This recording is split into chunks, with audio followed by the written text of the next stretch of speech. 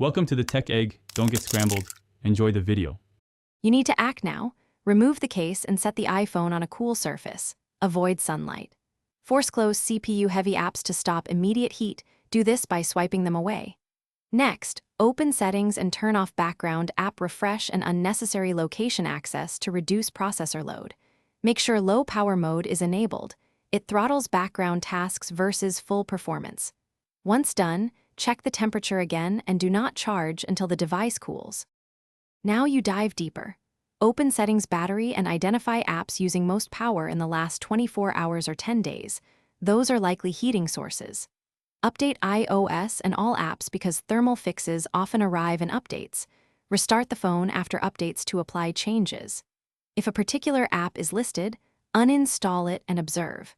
You can also reset network settings if wireless services are misbehaving. This can stop radio-related heat spikes. Make sure to monitor temperature while testing. Finish by ruling out hardware problems.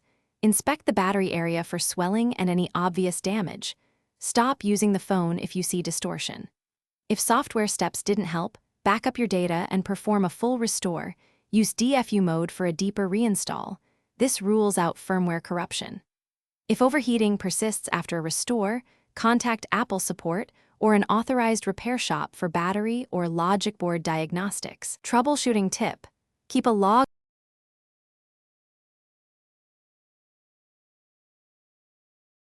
Thanks for watching. Consider subscribing if I helped unscramble your problems.